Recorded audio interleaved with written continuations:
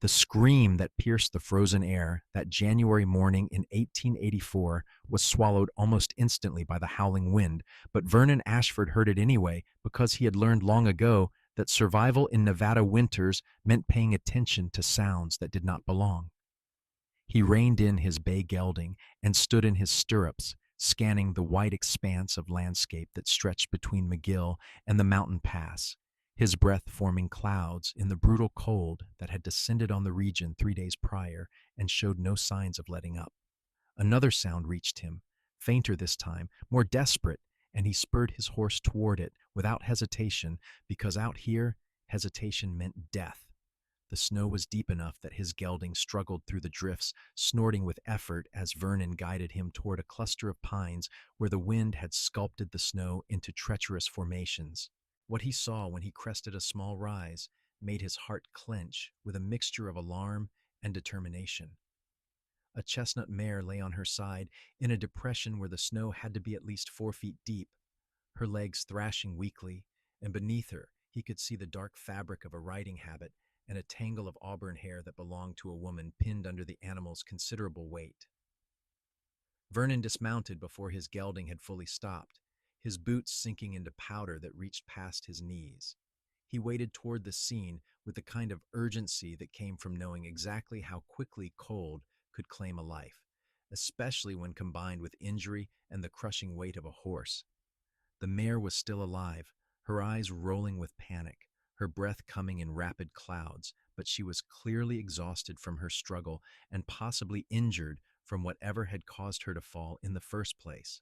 "Hold on," Vernon called out, his voice rough from the cold and from 3 days of limited conversation with anyone but his horse.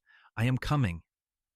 The woman's face was pale as fresh snow, her lips tinged with blue, but her eyes were open and focused on him with an intensity that told him she was still fully conscious and aware of her predicament. Those eyes were the color of sage in summer, a striking green that seemed almost impossible against the white landscape surrounding them. "My leg," she managed through chattering teeth. "I cannot feel my leg."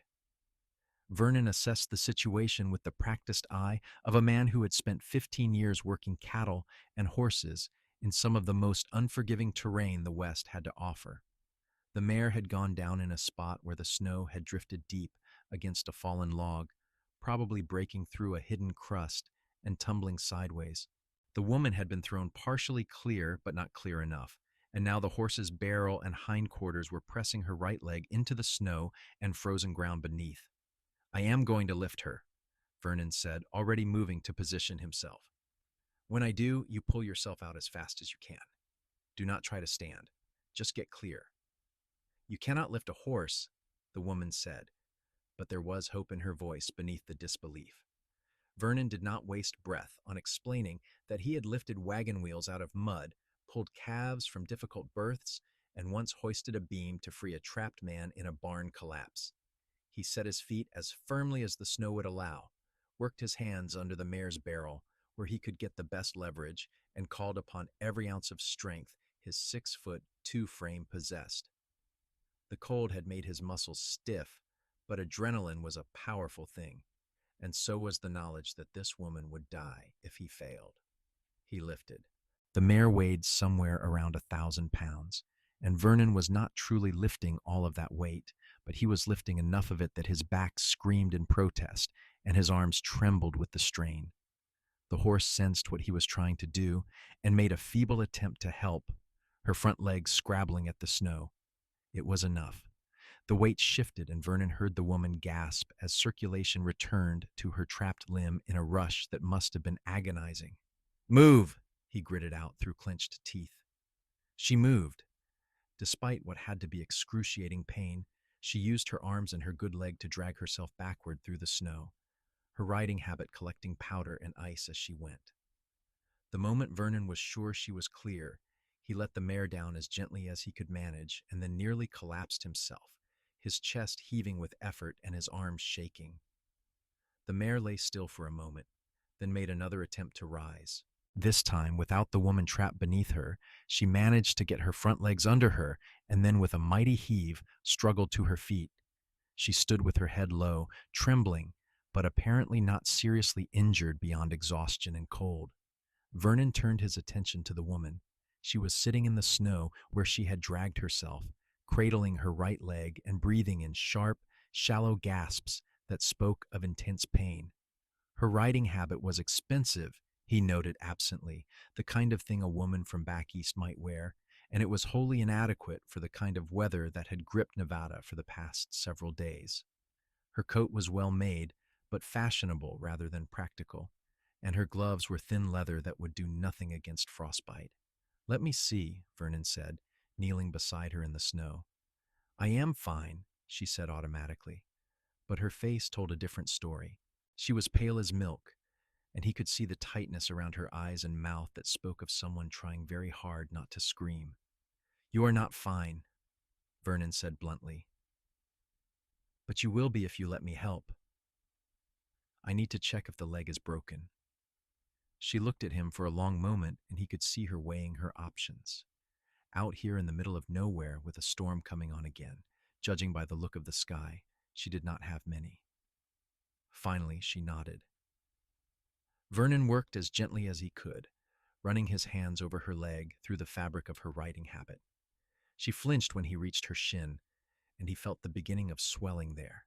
But when he carefully flexed her ankle and knee, nothing moved in ways that it should not. Not broken then, but badly bruised, and possibly with a minor fracture that would need attention from a real doctor. "Can you stand?" he asked. "I do not know," she admitted, and he appreciated the honesty. "We're going to find out," Vernon said, "because we need to get you out of this cold before you lose fingers or toes, and my horse cannot carry all three of us plus your mare." He helped her to her feet, or rather to her foot, because the moment she tried to put weight on her injured leg, she made a sound of pain that she clearly tried to suppress. Vernon caught her before she could fall, one arm around her waist, and felt how thoroughly chilled she was even through the layers of fabric. "How long were you trapped?" he asked. "I am not certain," she said. "An hour, perhaps, maybe longer. I lost track of time." Too long, Vernon thought grimly. Far too long in these conditions. He needed to get her warm and dry, and he needed to do it soon. McGill was at least an hour's ride away, probably longer in this snow, but there was an old line cabin he knew about that was maybe 20 minutes if they could make decent time. It was maintained by the ranchers who ran cattle in these hills during the warmer months, and it would have firewood and basic supplies. "Can you ride?" he asked. She looked at her mare, who was standing with her weight off one back leg now, and shook her head. "Cinnamon is favoring her left hind. I will not risk injuring her further." A woman who would not sacrifice her horse's well-being, even in her own distress, was someone Vernon could respect. He made a quick decision. "I am taking you to a cabin about 3 miles from here," he said. "You will ride with me. Your mare will follow if she can, or she will stay here and I will come back for her once you are safe." "I cannot ask you to do that," the woman protested, but her teeth were chattering so hard now that the words were barely intelligible. "You did not ask," Vernon said. "I am telling you what is going to happen. Now, what is your name so I know what to put on your gravestone if you argue with me long enough to freeze to death?" That startled a laugh out of her, short and sharp but genuine. "Tabitha," she said. "Tabitha Sterling. And I am not going to freeze to death." "Not if I have anything to say about it," Vernon agreed. He whistled for his gelding, who had been waiting patiently a short distance away. "I am Vernon Ashford. Try not to pass out on the ride, Miss Sterling. I am not good at managing unconscious passengers." Getting her onto the horse was an adventure in itself. Her injured leg made mounting almost impossible, and she was shaking so hard from cold and shock that her coordination was compromised. In the end, Vernon simply lifted her and settled her sideways across the saddle, then mounted behind her and arranged her so that she was sitting across his lap with his arms around her to hold the reins. It was not proper, but propriety had no place in survival situations. To his surprise and relief, Cinnamon did follow them, limping but determined. The mare clearly had heart, and Vernon made a mental note to check her over thoroughly once they reached the cabin. For now, his focus was on the woman in his arms, who was shivering violently despite being pressed against his chest where his body heat could reach her. The ride to the cabin felt endless. The wind picked up, driving snow into their faces and making visibility a matter of yards rather than miles. Vernon navigated by instinct and memory, trusting his sense of direction and his gelding's steady disposition. Tabitha did not speak, but he could feel her breathing, could feel the tremors that racked her body, and he held her a little tighter and urged his horse to move a little faster despite the dangerous conditions. When the cabin finally appeared through the curtain of falling snow, Vernon felt a relief so profound it was almost physical. The structure was small and rough, built from logs chinked with mud and moss, but it had 4 walls and a roof, and that was all that mattered. He dismounted carefully, then reached up to lift Tabitha down.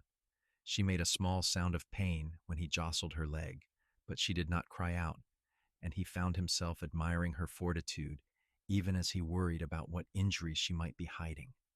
The cabin door was not locked, because out here locks were considered inhospitable and potentially dangerous if someone needed shelter in an emergency. Vernon pushed it open with his shoulder, carried Tabitha inside, and settled her in the single chair near the cold fireplace. The interior was dim and smelled of disuse, but it was immediately warmer than outside, simply by virtue of blocking the wind.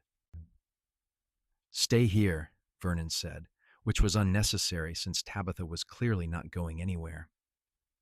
He went back outside to tend to the horses, leading his gelding and Tabitha's mare to a lean-to attached to the side of the cabin that served as a stable. There was old hay there, dry and musty but edible, and he forked out generous portions for both animals. He rubbed them both down quickly with handfuls of hay, checking for injuries as he did so. His gelding was fine, just tired and cold.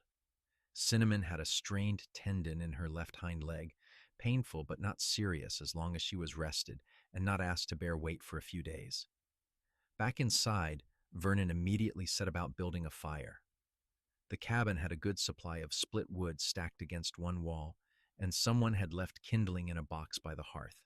Within minutes, he had a flame going, and within 10 minutes the fire was roaring, beginning to push back the brutal cold that had seeped into the cabin's bones during its vacancy. Only then did he turn his full attention to Tabitha. She was still shivering, her lips blue, her fingers white where they gripped the arms of the chair. Hypothermia, Vernon knew, was a killer more certain than bullets or snake bites out here. "We need to get you out of those wet clothes," he said. Her eyes widened, and even in her distressed state, he saw color flood her cheeks. "I most certainly will not." "You will if you want to keep all your fingers and toes," Vernon said bluntly. "I am not interested in your virtue, Miss Sterling. I am interested in keeping you alive. Your clothes are wet from the snow, and wet clothes will kill you as surely as a knife to the heart in these temperatures." She stared at him for a long moment, and he could see her struggling between modesty and survival instinct. Survival won, as it usually did when push came to shove. "Turn around," she said finally. Vernon turned to face the wall, listening to the rustle of fabric and her occasional gasps of pain as she tried to undress with frozen fingers and an injured leg.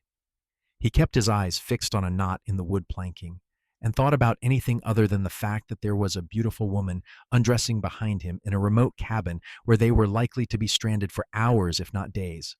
"I cannot manage the buttons," Tabitha said after what seemed like an eternity, and her voice was small and frustrated. Vernon turned around carefully, keeping his eyes on her face. She had managed to remove her coat and had pulled her riding habit down to her waist, but the blouse beneath had a row of tiny buttons up the back that her cold-numbed fingers clearly could not manipulate. She was holding a blanket from the cabin's single bed against her chest, her knuckles white with the effort of maintaining some semblance of modesty. He crossed to her and worked the buttons free with fingers that were stiff from cold but still functional. He kept his touch impersonal, clinical, the way he would handle an injured animal, and he did not let his gaze wander from the task at hand. When the last button was free, he stepped back immediately. There are more blankets in the chest, he said, gesturing toward a wooden box against the far wall. Wrap yourself in as many as you need. I am going to make coffee, if there is any to be had. There was coffee, as it turned out, stored in a tin along with some hard biscuits, dried beans, and a precious half-bag of cornmeal. Someone had also left a pot and a kettle, and there was a pump outside that Vernon hoped was not frozen solid. It was not, though it took some vigorous work to get water flowing. He filled the kettle and pot both, brought them inside, and set the kettle over the fire to heat. By the time he turned around again, Tabitha had managed to wrap herself in what looked like every blanket the cabin possessed. She looked like a fabric cocoon, only her face and the toes of one bare foot visible. That foot was worryingly pale, and Vernon immediately knelt to examine it. "I need to check for frostbite," he said, and she nodded, apparently too exhausted to argue anymore. Her toes were cold, dangerously so, but when he pressed on them carefully, he saw color return, which was a good sign. Her fingers were in similar condition. She would be in considerable pain once feeling fully returned, but she would likely keep all her digits if he could keep her warm and get circulation restored gradually. Vernon wrapped her feet in his own spare shirt from his saddlebag, then positioned her chair closer to the fire. The coffee was ready by then, strong and bitter but hot, and he pressed a cup into her hands, closing her fingers around it and holding them there until he was sure she had a grip on it. "Drink," he ordered. She drank, making a face at the taste but getting the liquid down. Color was beginning to return to her face, and her shivering had lessened from violent tremors to occasional shivers. These were all good signs. Vernon poured coffee for himself and sat down on the floor with his back against the stone hearth, near enough to the fire to warm himself, but not so close as to crowd Tabitha. For several minutes neither of them spoke. The only sounds were the crackle of the fire, the howl of wind outside, and the occasional stamp of a horse from the lean-to. "You saved my life," Tabitha said finally, her voice stronger now. "I did what anyone would do," Vernon said. "You lifted a horse," Tabitha said. "I have been around horses my entire life, and I have never seen anyone lift one before." "I did not lift the whole horse," Vernon corrected. "Just enough of it. Leverage and desperation can accomplish a great deal." "Still," Tabitha said softly, "thank you." Vernon nodded, accepting her gratitude with the same matter-of-fact practicality he had approached the rescue. "What were you doing out here alone in weather like this?" Tabitha looked down at her coffee cup. "I was riding from my uncle's ranch to McGill. I needed to speak with someone there on a matter of business. My uncle's foreman said the weather would hold long enough for me to make the trip, and I thought I knew the trail well enough." She paused. "I was wrong on both counts." "Your uncle's ranch," Vernon repeated. "Would that be the Sterling Ranch north of here?" "Yes," Tabitha said, surprise evident in her voice. "Do you know it?" "I know of it," Vernon said. "Your uncle is Samuel Sterling. He runs a good operation from what I hear." He took a sip of his coffee. "I have been working for the mining company in McGill for the past 2 months, but before that I worked as a ranch hand and foreman for various outfits throughout Nevada and California." "What brought you to McGill?" Tabitha asked. "Work," Vernon said simply. "Ranching is seasonal. Mining pays year-round." He did not mention that he had been saving money with a specific purpose in mind, that he wanted to buy his own piece of land and build something that was his, rather than working for other men his whole life. Those were private dreams, not meant for sharing with a stranger, even one he had just saved. "What brought you from wherever you came from to your uncle's ranch?" Vernon asked, turning the conversation back to her. Tabitha was quiet for a moment, and Vernon thought she might not answer. Then she said, "My father died 6 months ago. My mother passed when I was young. I had no other family except Uncle Samuel, and he offered me a home." Her voice was carefully neutral, but Vernon heard the grief beneath it. "I am sorry for your loss," Vernon said, and meant it. "Thank you," Tabitha said.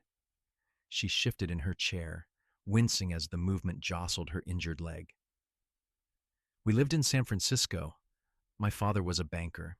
After he died, I discovered that his affairs were not as orderly as I had believed. There were debts. The house had to be sold. Everything had to be sold. She laughed, but there was no humor in it. I arrived at my uncle's ranch 3 months ago with one trunk and a horse. Cinnamon was the only thing I refused to part with. Vernon understood that. Horses were not just transportation out here. They were companions, partners, sometimes the difference between life and death. A person's relationship with their horse said a great deal about their character. She seems like a good mare, he said. She is, Tabitha said warmly. She was a gift from my father on my 18th birthday. That was 5 years ago, and we have been through a great deal together. Her expression darkened. I should never have taken her out in this weather. I put us both in danger through my own stubbornness and poor judgment. You made a mistake, Vernon said. Mistakes happen. What matters is that you both survived it.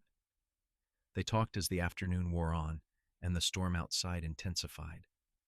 Vernon made a meal of sorts from the supplies in the cabin, mixing cornmeal into a mush and warming the hard biscuits by the fire until they were at least somewhat edible. It was far from a feast, but it was hot and filling, and that was what mattered. As they ate, Vernon learned that Tabitha had been educated at a finishing school in San Francisco, that she could speak French and play the piano, that she had read more books than Vernon had even known existed.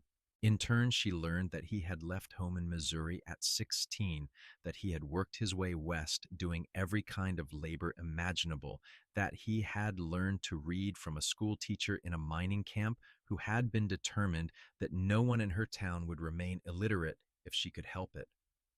They were from different worlds, Vernon and Tabitha, separated by education and experience, and every social boundary that existed. But in the cabin with the storm howling outside and the fire crackling warmth into the small space, those boundaries seemed less important than they might have otherwise. As evening approached and the light outside dimmed to the gray of snow and twilight, Vernon faced the reality of their situation. They were not going anywhere tonight. The storm was too fierce, darkness was falling, and Tabitha was in no condition to travel. They would have to spend the night here, in this cabin, alone together.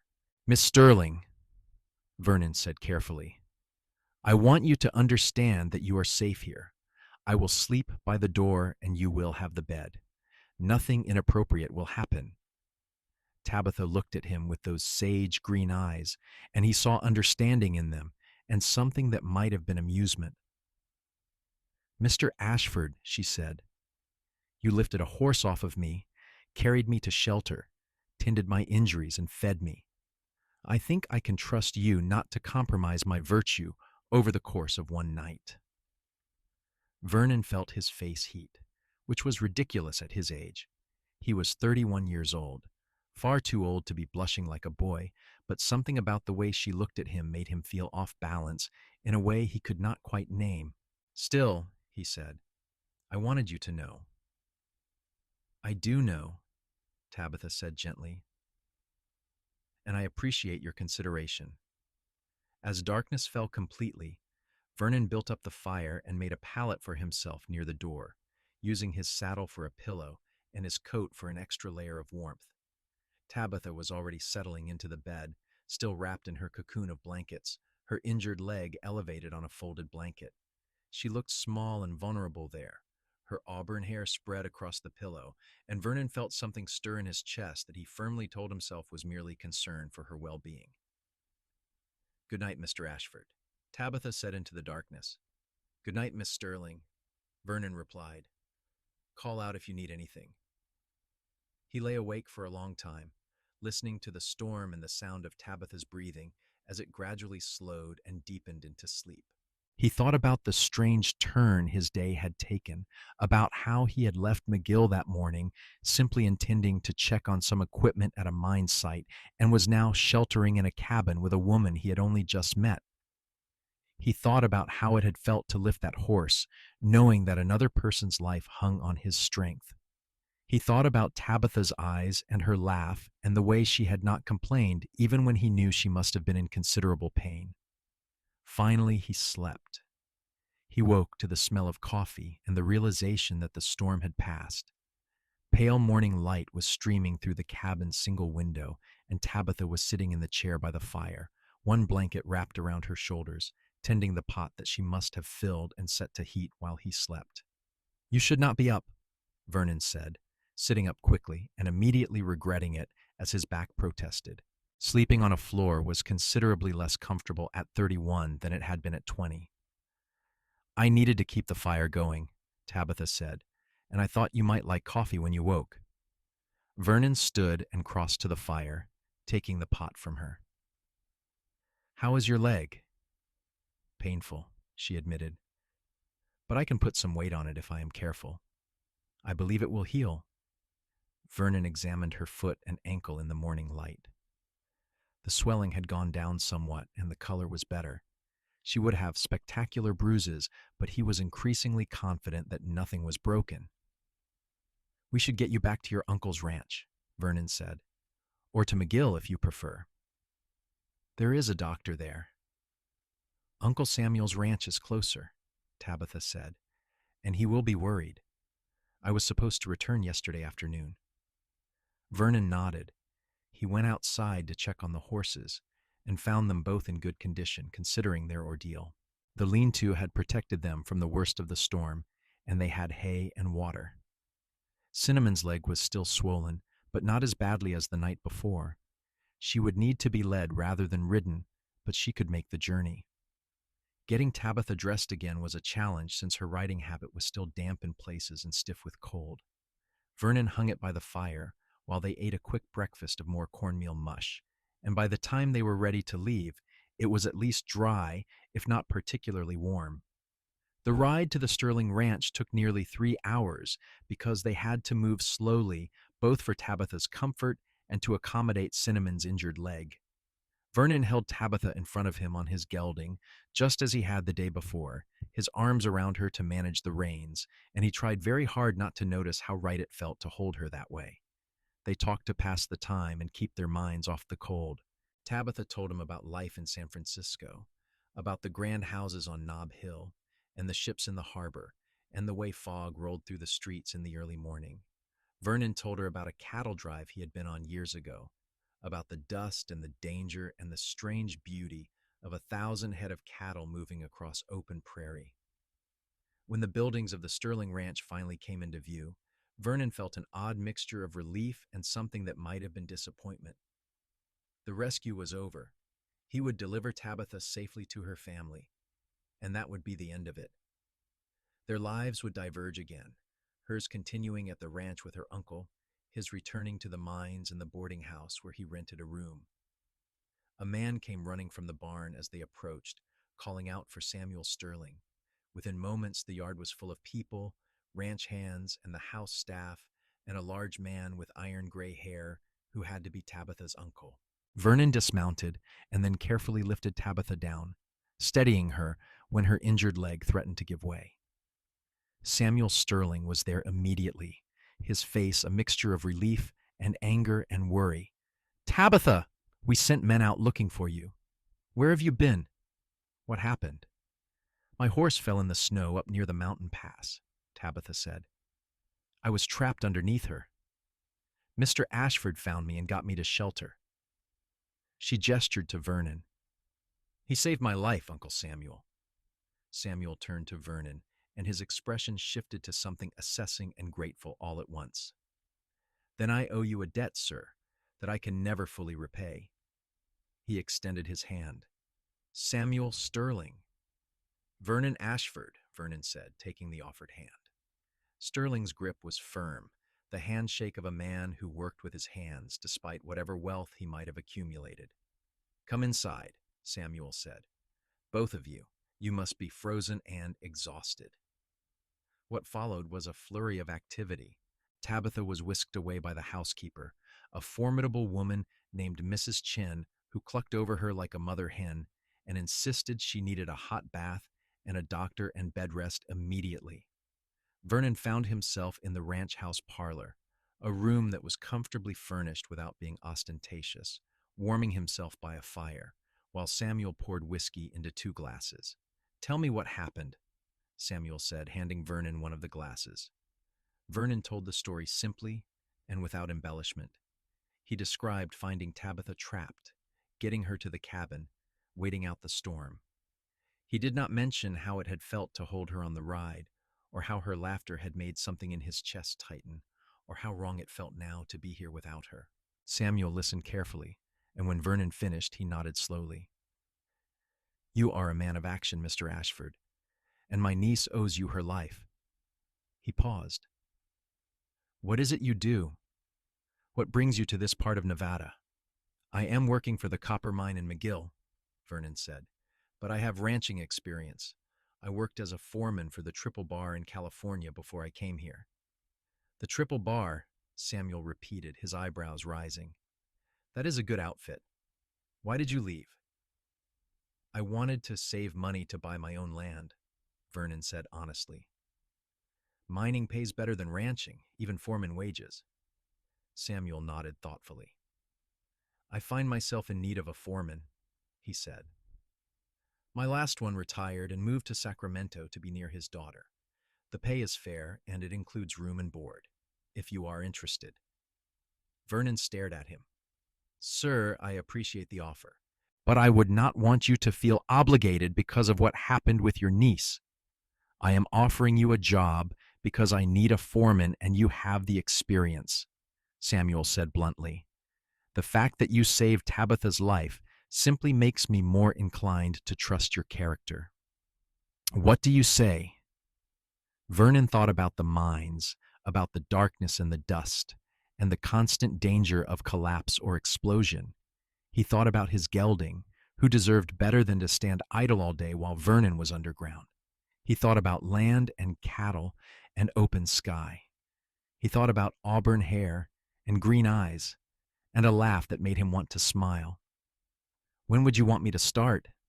Vernon asked. Samuel grinned. "As soon as you can settle your affairs in McGill." Vernon rode back to McGill that afternoon, his mind whirling with the changes that 24 hours had brought to his life. He gave notice at the mine, collected his wages and his few belongings from the boarding house, and was back at the Sterling Ranch 3 days later with everything he owned packed in his saddlebags. The foreman's cabin was small but well built, with a wood stove, a comfortable bed, and windows that looked out toward the mountains. Vernon settled in quickly, meeting the ranch hands and learning the operation. The Sterling Ranch ran cattle and horses both, about 500 head of cattle, and a breeding program for horses that Samuel had ambitious plans for. Vernon threw himself into the work with the dedication that had characterized everything he had done since leaving Missouri at 16. He was up before dawn and often worked until well after dark, riding the range to check on cattle, mending fences, overseeing the hands as they went about the endless tasks that kept a ranch running. It was good work, satisfying work, and he was grateful for it. He did not see much of Tabitha in those first weeks. She was recovering from her injury, keeping to the main house, and Vernon told himself that was for the best. She was Samuel Sterling's niece, educated and refined, from a world of banking and fine society that was as foreign to Vernon as the moon. The fact that he had saved her life did not change the fundamental reality that they were from different places, and those places did not intersect under normal circumstances. But circumstances at the Sterling Ranch were apparently not normal.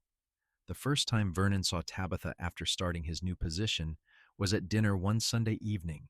Samuel had invited him to the main house, something that Vernon had tried to politely decline until Samuel made it clear that it was not really an invitation so much as an expectation. "I eat with my foreman on Sundays," Samuel said. "It is tradition. Do not make me break tradition, Ashford." So Vernon had cleaned up as best he could, put on the one shirt he owned that did not have patches or frayed cuffs, and presented himself at the main house at the appointed time. Tabitha was there, sitting at the dining room table across from her uncle, and Vernon's heart did something complicated in his chest when he saw her. She looked different than she had in the cabin. her hair pinned up in an elaborate arrangement, wearing a dress of deep blue that made her eyes look even greener by contrast. But she smiled when she saw him, a genuine smile that reached those eyes and said, "Mr. Ashford, I am so glad you are settling in well." "Miss Sterling," Vernon said, nodding to her. "It is good to see you recovered." "Thanks to you," Tabitha said. Dinner was a surprisingly relaxed affair. Samuel was a good host, keeping the conversation flowing easily, asking Vernon about his background and his plans for the ranch. Tabitha contributed to the conversation with intelligence and wit, and Vernon found himself relaxing despite the strangeness of the situation. As the weeks passed, Sunday dinners became routine, and Vernon found himself looking forward to them more than he probably should have. Tabitha was always there, and he learned more about her with each meal. She was helping her uncle with the ranch's bookkeeping, applying the mathematical skills her expensive education had provided. She was also learning the horse breeding business, studying bloodlines and conformation with the same dedication Vernon brought to his work. "I need to understand it if I am going to be of any real use here," Tabitha said one evening, when Vernon asked about her interest in the horses. "Uncle Samuel has been generous in giving me a home, but I will not be a burden. I will contribute." Vernon respected that. He respected her. It was inevitable, perhaps, that they would spend more time together. The ranch was not so large that they could avoid each other, even if they had wanted to, and Vernon was increasingly certain that he did not want to. When Tabitha expressed interest in seeing the cattle operation firsthand, Vernon found himself offering to take her on a tour of the range. When she mentioned wanting to check on how Cinnamon was integrating with the other horses, Vernon was there to saddle both their horses and ride out with her to the far pasture. They talked on those rides about everything and nothing. Tabitha told him about her mother, who had died when Tabitha was only 8, about how she had been raised largely by governesses and tutors while her father worked long hours at the bank. Vernon told her about his own family, about parents who had died of fever when he was 15, about a younger sister he had not seen in years because she had married and moved to Oregon and he had moved west, and somehow they had lost track of each other in the way that sometimes happened. "Do you miss her?" Tabitha asked. "Every day," Vernon admitted. "But I am glad she has a good life. That is what matters." Spring came to Nevada, and with it came the busiest time on the ranch. There were calves to brand, fences to repair after the winter damage, horses to break and train. Vernon worked from dawn until long past dusk, and he loved every minute of it. This was the work he had been born to do, and he was good at it. Tabitha was often there, watching the work, asking questions, learning. She had a natural way with horses, Vernon noticed, a quiet confidence that made even the most skittish animals settle under her hands. When one of the new colts proved particularly difficult, refusing to accept a halter or lead, it was Tabitha who finally succeeded where several experienced hands had failed. "How did you do that?" Vernon asked, genuinely curious. "I did not try to force him," Tabitha said, stroking the colt's neck as he stood quietly beside her. "I let him come to me on his own terms. Sometimes patience works better than strength." Vernon thought about that for a long time after. It was late May when Vernon finally admitted to himself what had been growing in his heart for months. He was in love with Tabitha Sterling, completely, hopelessly in love in a way he had never been before.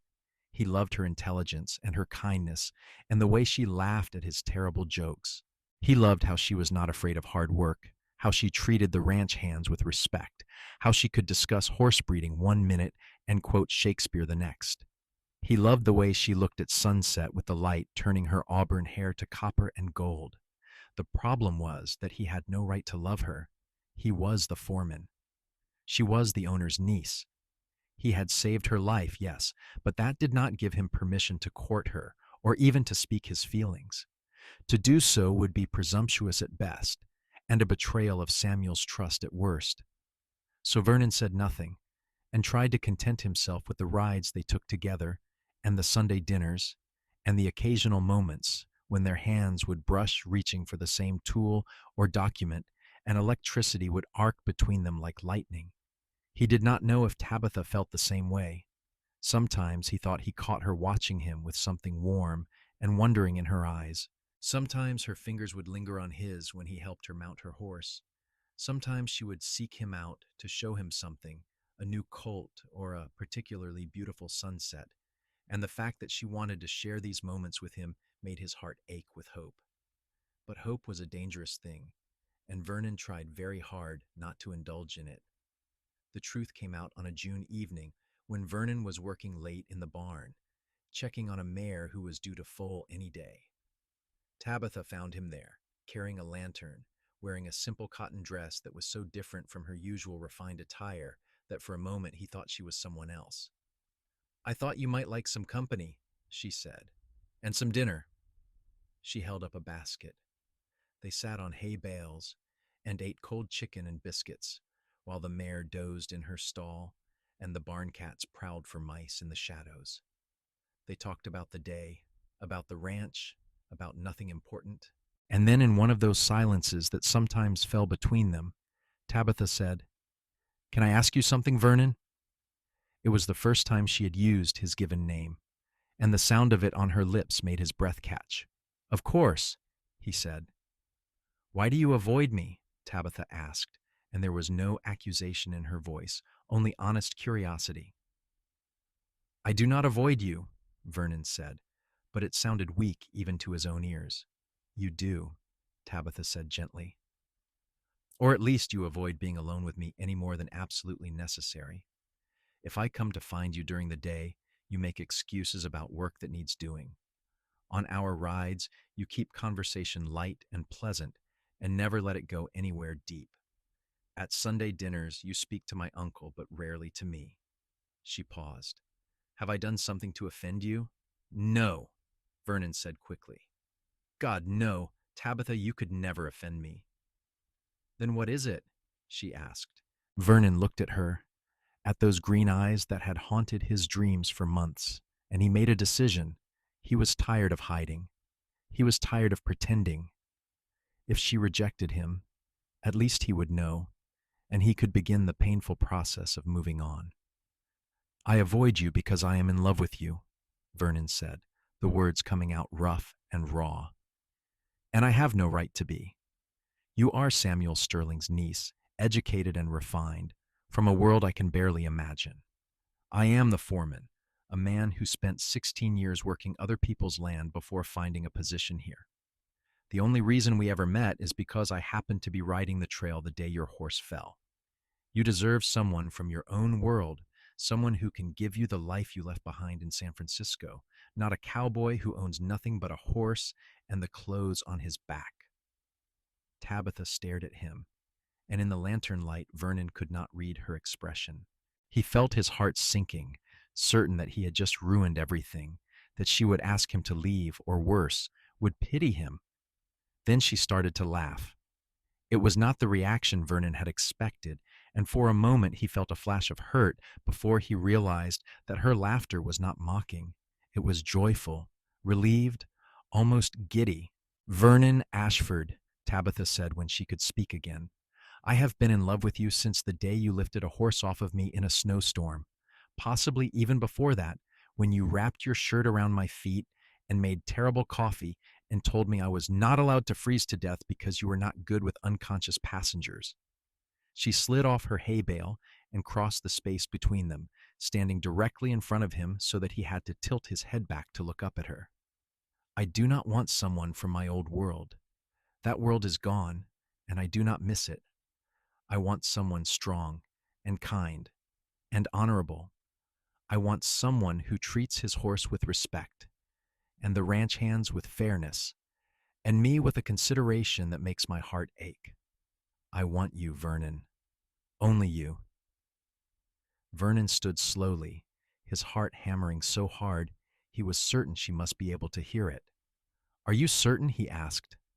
"Tabitha, I cannot give you the life you had before." "I do not want the life I had before," Tabitha said fiercely. "That life was full of rules and expectations and pretending to be something I was not. Here with you, I can be myself. That is worth more than all the fine houses and bank accounts in California.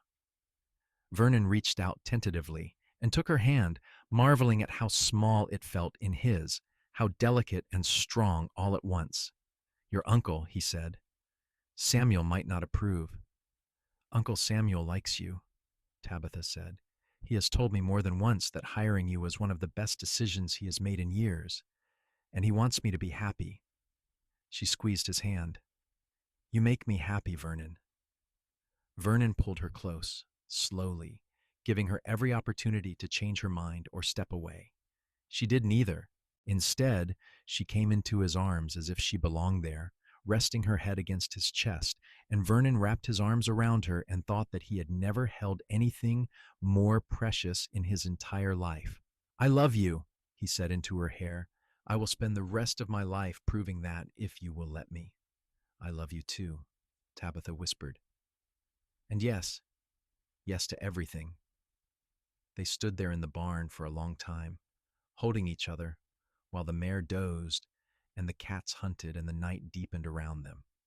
Eventually they would have to tell Samuel, would have to figure out the practicalities of courtship and marriage and building a life together. But for now, this moment was enough. Vernon kissed her for the first time there in the lamplight, a gentle kiss that tasted of promise and hope and a future that suddenly seemed bright with possibility.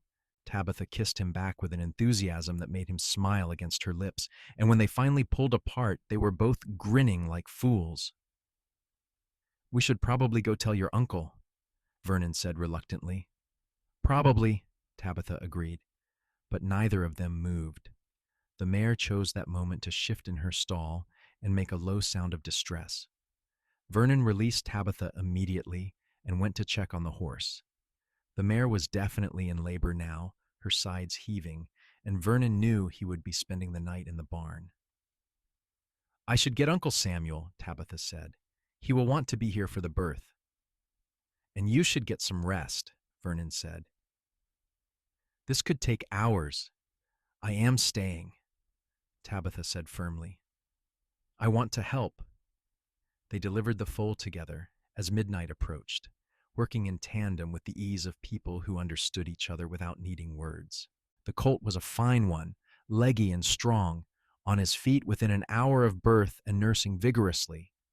Samuel arrived halfway through the process, took one look at Vernon and Tabitha working side by side, and retreated with a knowing smile that suggested he had been expecting this development for some time. When the foal was settled and the mare comfortable, Vernon and Tabitha walked back to the main house through the warm June night. Stars blazed overhead, countless and bright, and Vernon felt as if he could reach up and touch them. At the porch steps, Tabitha turned to him.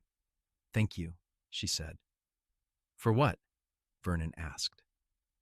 For being in the right place at the right time, Tabitha said. For lifting a horse. For saving my life. For being patient while I figured out how I felt. For loving me. Thank you for letting me, Vernon said. He kissed her again, properly this time, without the distraction of a laboring mare. It was a kiss full of promise and passion, and when they finally pulled apart, Vernon knew with absolute certainty that he had found what he had been searching for since he left Missouri all those years ago. Not land or wealth or independence, though those things mattered. He had found home, and home was wherever Tabitha was. They told Samuel the next morning at breakfast. Vernon had spent a largely sleepless night rehearsing what he would say, how he would ask permission to court Tabitha, but in the end he need not have worried. Samuel took one look at them sitting side by side at the table, their hands clasped under the table where they thought he could not see, and said, It is about time. I was beginning to think I would have to lock you two in the barn together to get you to admit your feelings. Tabitha laughed. You knew. I am old, not blind, Samuel said dryly. The way you two have been dancing around each other for months has been painful to watch. He turned to Vernon, his expression becoming more serious. You are a good man, Ashford. You work hard, you treat people fairly, and you saved my niece's life. I would be proud to have you as family. Thank you, sir, Vernon said, relief flooding through him. I will take care of her, you have my word. I know you will, Samuel said. And Tabitha is perfectly capable of taking care of herself, but it never hurts to have a partner to face life with. They were married in September, when the heat of summer had faded and the aspens on the mountainsides were turning gold. It was a small ceremony in the McGill Church, attended by ranch hands and townspeople and a few of Samuel's business associates. Vernon wore a new suit that Tabitha had insisted on buying for him, and Tabitha wore a simple ivory dress that made her look like something out of a dream. Vernon's hands shook as he said his vows, promising to love and cherish and honor this woman who had somehow chosen him out of all the men in the world. Tabitha's voice was steady and clear, her eyes locked on his, and when the minister pronounced them husband and wife, Vernon kissed her with all the love that had been building in his heart for 8 months. They moved into the foreman's cabin together, and if it was small and simple compared to what Tabitha had known in San Francisco, she never once complained. Instead, she filled it with small touches that made it a home. Curtains for the windows, a rug for the floor, wildflowers in a jar on the table. She cooked their meals and kept the house and continued to work with the horses and helped Samuel with the books. And in the evenings, she and Vernon would sit on the porch and watch the sun set over the mountains and talk about their day. Vernon had never been happier in his life. Their first child arrived the following June, exactly 9 months after their wedding. Vernon paced outside the bedroom while the doctor and Mrs. Chin attended Tabitha, every cry of pain making him want to break down the door and demand to be let in. When the baby's first wail finally split the air, Vernon felt his knees go weak with relief. "You have a son," the doctor said, opening the door. "A healthy boy, and your wife did beautifully." Vernon went to Tabitha, who was pale and exhausted but smiling as she held their son. The baby was tiny and red-faced and perfect, with a shock of dark hair and lungs that clearly worked very well. "He is beautiful," Vernon said, his voice breaking. "He has your eyes," Tabitha said. "Look, they are already turning brown." They named him William, after Vernon's father, and Vernon held his son with trembling hands and made silent promises about the kind of father he would be, the kind of life he would provide. He would work hard and save money, and one day, if he was very lucky, he would buy land of his own and build something lasting to pass on to this child and any others that might come. 2 years later, their daughter arrived. Victoria was smaller than William had been, with her mother's auburn hair and her father's stubborn chin. Vernon fell in love all over again, amazed that he and Tabitha had created this perfect little person. Life settled into a rhythm that was both challenging and deeply satisfying. Vernon continued to work as foreman, managing the ranch with a dedication that Samuel appreciated and rewarded with increasing responsibility and a share in the profits. Tabitha managed their home and raised their children and continued to work with the horses, developing a reputation as someone with an almost uncanny ability to judge bloodlines and potential. They were happy. Oh, there were hard times, certainly. Winters when the snow came deep and stayed long and they worried about the cattle. Springs when floods threatened the ranch buildings. Summers when drought parched the land and made every day a struggle. A terrible week when William was 4 and came down with a fever that had them both terrified until it finally broke.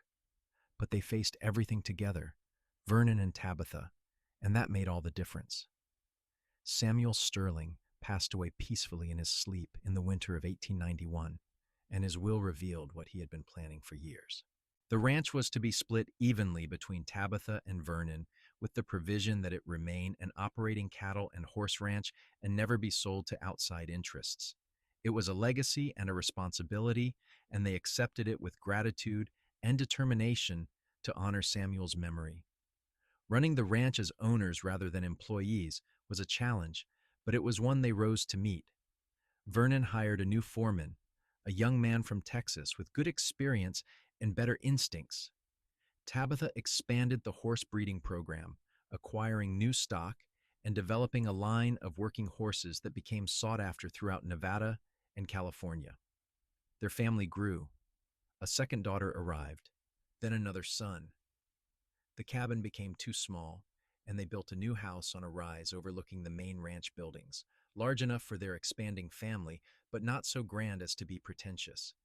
Vernon wanted his children to understand the value of hard work and humility, and Tabitha agreed. The children grew up on horseback, learning to ride almost before they could walk. William showed an early aptitude for managing cattle, often accompanying Vernon on long days riding the range. Victoria had her mother's gift with horses, able to gentle even the most difficult animals with patience and kindness. The younger children developed their own interests and talents, and Vernon and Tabitha encouraged all of them to find their own paths. Years passed, marked by the changing seasons and the unchanging rhythm of ranch life. Vernon's hair began to show gray at the temples, then became more silver than brown. Tabitha's face gained lines around her eyes and mouth, marks of laughter and sun and a life well lived. They had been married 20 years when Vernon realized with something like surprise that they had built exactly the life he had dreamed about when he was young and restless and searching.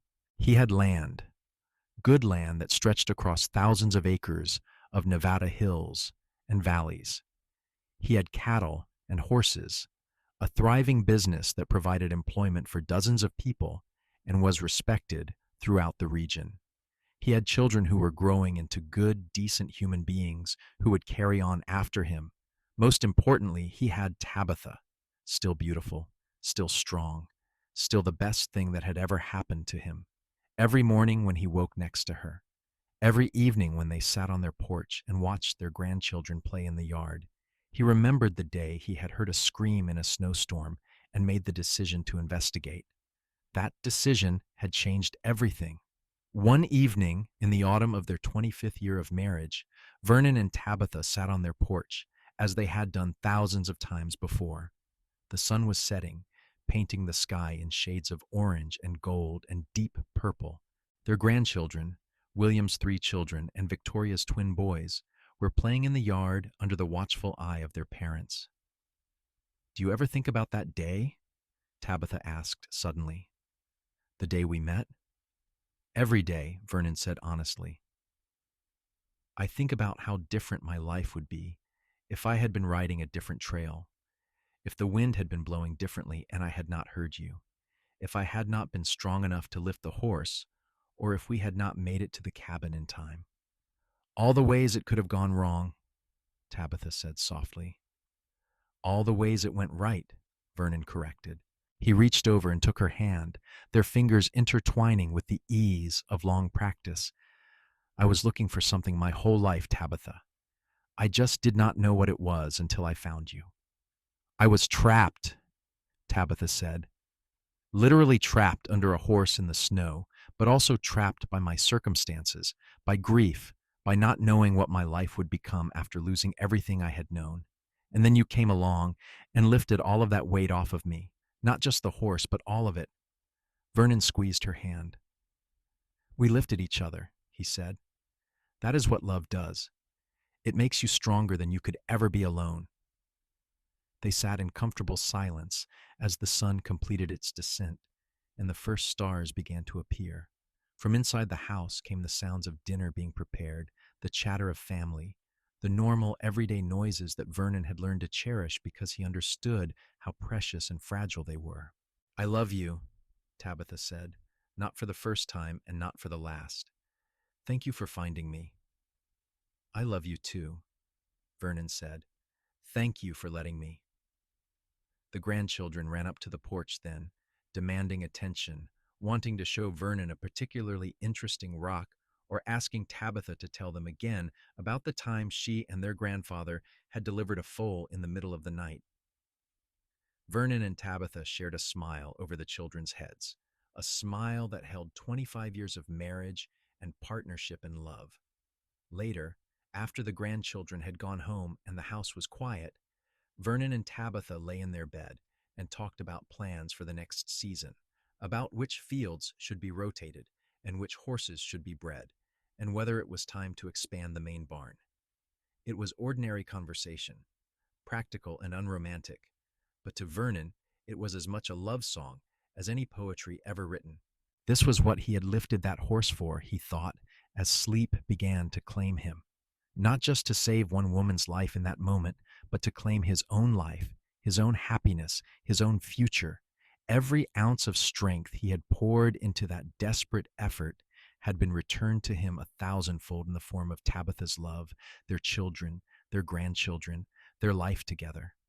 In the darkness, Tabitha shifted closer to him, her head on his shoulder, her breathing slowing as she too drifted towards sleep.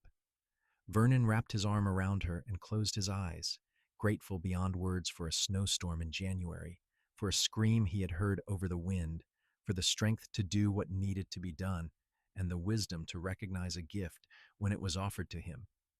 They had built something lasting, he and Tabitha, something that would continue long after they were gone, in the land and the ranch, and most importantly, in the children and grandchildren who carried their love forward into the future. It was a legacy worth having, worth fighting for, worth every hardship and challenge they had faced together. Vernon Ashford fell asleep that night with a smile on his face and his wife in his arms, a man who had found everything he had ever wanted and spent 25 years proving himself worthy of it. The ranch that had been Samuel Sterling's was now theirs, marked not just by legal documents, but by years of sweat and effort and dedication.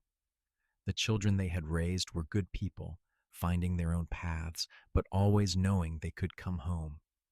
The love they shared had not diminished with time, but had grown deeper, richer, more essential. And it had all begun with a fallen horse in deep snow and a cowboy who had not hesitated to lift it, to save the woman trapped beneath, to change the course of two lives with one act of desperate strength and compassion.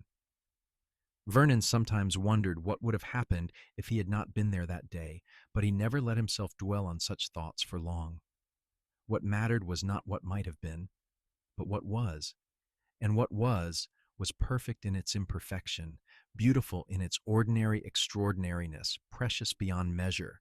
The years continued to pass, each one bringing its own joys and sorrows, triumphs and setbacks. William took over more of the day-to-day ranch operations, as Vernon's body began to show the effects of decades of hard work. Victoria opened her own horse training facility on the eastern section of the ranch, specializing in working horses for law enforcement and ranch use.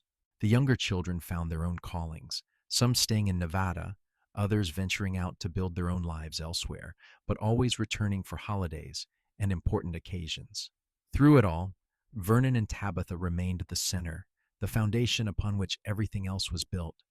They were the story that the grandchildren loved to hear, the tale of the cowboy who lifted a horse and saved a woman in a snowstorm, of love that bloomed in adversity and grew strong through partnership and mutual respect. On their 30th anniversary, the entire family gathered for a celebration that lasted 3 days. There was food and music and dancing, stories told and retold, laughter that echoed across the ranch. Vernon watched his children and grandchildren, saw how they interacted with each other and with him and Tabitha, and felt a satisfaction that went bone deep. They had done this, he and Tabitha. They had created not just a family, but a legacy of love and hard work and integrity. "What are you thinking?" Tabitha asked, finding him standing alone on the porch while the party continued inside. "I am thinking that I am the luckiest man who ever lived," Vernon said, "and that lifting that horse was the easiest thing I ever did compared to the work of building a life with you, but also the most worthwhile."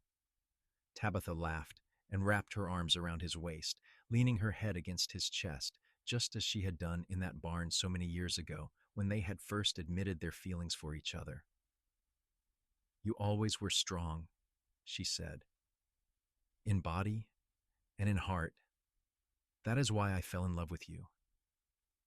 I fell in love with you because you refused to give up even when you had every reason to," Vernon said. "Because you were brave and kind, and because when you laughed, even in the middle of what should have been a terrible ordeal, I knew I wanted to spend the rest of my life making you laugh like that." They stood together on the porch, holding each other while their family celebrated inside, and Vernon thought that this was what happiness looked like, Not a single perfect moment, but a lifetime of moments strung together like beads on a string, each one valuable, each one contributing to the whole. More years passed. Vernon's back began to bother him on cold mornings, a reminder of the day he had lifted a horse and possibly strained something that had never quite healed properly. He did not regret it for a moment. Tabitha's eyesight began to fail, making the close work of bookkeeping difficult, but she adapted, using stronger glasses and eventually training one of the grandchildren to help her. They aged together, growing old with the same grace and partnership that had characterized their entire marriage. When Vernon turned 60, Tabitha threw him a party that brought people from 3 states, all of them with stories about how Vernon had helped them or employed them or simply been a good neighbor and friend. Vernon was embarrassed by the attention, but touched by it too, by the evidence that he had lived a life that mattered beyond his own immediate family. When Tabitha turned 60, Vernon arranged for all of their children and grandchildren to contribute to a special gift, a portrait painted by an artist from San Francisco, showing Tabitha as she was now, silver-haired and lined, but still beautiful, standing with her arm around Cinnamon's neck. The mare had lived to the remarkable age of 32, dying peacefully in her sleep just the year before, and Tabitha had mourned her like the old friend she was. The portrait captured both Tabitha's strength and her gentleness, and when it was unveiled at her birthday celebration, she wept openly and unselfconsciously. "It is perfect," she said, hugging Vernon tightly. "You are perfect." "I am far from perfect," Vernon said, "but I am perfectly yours." They were in their 70s when the influenza epidemic of 1918 swept through Nevada. The ranch was largely spared thanks to its isolation and to strict quarantine measures that Vernon insisted upon, but Vernon himself fell ill in late October. For 2 weeks he burned with fever while Tabitha sat by his bedside, refusing to leave him despite her own advancing years and the risk of contagion. "You saved my life once," she told him during one of his lucid moments. "I am not letting you go without a fight." Vernon recovered, though slowly. The illness left him weak and frail in a way he had never been before, and he finally had to admit that he could no longer manage the ranch as he once had. William took over completely, with Victoria handling the horse operation and the younger children stepping into supporting roles. Vernon and Tabitha moved into a smaller house on the property, close enough to remain involved, but separate enough to give the next generation room to make their own decisions. "It is strange," Vernon said one evening, as they sat on the porch of their new home, "to watch other people making decisions about something that was yours for so long." "It was always going to happen eventually," Tabitha said practically. "We built something meant to last beyond us. Now we get to watch it continue. That is not a loss, Vernon. That is a victory." She was right, as she so often was. Vernon settled into a kind of semi-retirement, offering advice when asked, but otherwise content to spend his days with Tabitha, working in the garden she had planted, taking slow walks around the property, playing with the great-grandchildren who were beginning to appear. They were in their 80s when Vernon's health began to fail more seriously. His heart, the doctor said, weakened by years of hard work and by the influenza. There was nothing to be done except rest and wait. Vernon accepted the diagnosis with equanimity. He had lived a good life, a full life, longer than many men of his generation. He was not afraid of what came next. What worried him was leaving Tabitha. "I do not want you to be alone," he told her one night when the pain in his chest made sleep impossible. "I will never be alone," Tabitha said firmly. "I have our children and grandchildren and great-grandchildren. I have the ranch and the horses and a lifetime of memories. Most importantly, I have had 52 years of loving you and being loved by you. That is more than most people get in several lifetimes. I will not waste whatever time I have left grieving for what is gone when I can celebrate what was." Vernon took her hand, the skin paper thin and spotted with age, but still the same hand he had held that night in the barn when they first admitted their love for each other. You are the strongest person I have ever known, he said. I learned from the best, Tabitha said, from a man who lifted a horse to save a stranger. That kind of strength, that kind of determination, that is what you taught me. How to face impossible things and do them anyway because they need to be done. Vernon died on a spring morning in 1925, with Tabitha beside him and sunlight streaming through the window. His last words were her name, spoken with love and contentment, and when his heart finally gave out, he was smiling. Tabitha mourned him deeply, but not destructively. She continued to live in their small house, continued to visit the main ranch daily, continued to work with the horses on the days when her arthritis was not too bad. She told stories about Vernon to anyone who would listen, keeping his memory alive not as a distant legend, but as a real man who had been strong and kind and funny and imperfect and loved. She lived another 7 years, dying peacefully in her sleep at the age of 89. Her children found her in the morning, looking as if she had simply decided it was time to join Vernon, and perhaps she had. She was buried beside him in the small cemetery on the ranch, under a simple headstone that read Vernon Ashford, 1853–1925, and Tabitha Ashford, 1859–1932, and beneath both names, a single line, together in life, together in love, together forever. The ranch continued, passed down through the generations, just as Vernon and Tabitha had intended. The story of how they met became family legend, told and retold at gatherings and celebrations, embroidered and embellished, but always maintaining the essential truth at its core, that Vernon had heard a scream in a snowstorm, had found a woman trapped under a fallen horse, and had lifted that horse with strength born of compassion and desperation.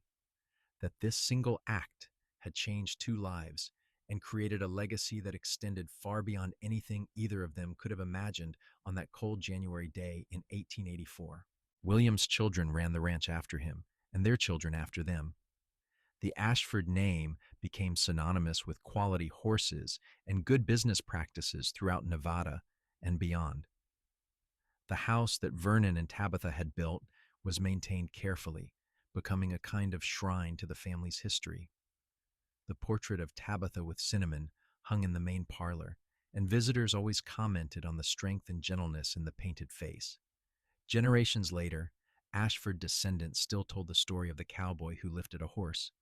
They told it to teach lessons about strength and compassion, about not hesitating when someone needed help, about how a single moment of courage could ripple forward through time in ways impossible to predict. They told it because it was a good story, romantic and dramatic and true, but most of all, they told it because it was a love story. Not just the story of how Vernon and Tabitha fell in love, though that was certainly part of it. It was the story of how two people from different worlds found each other against all odds and built something lasting.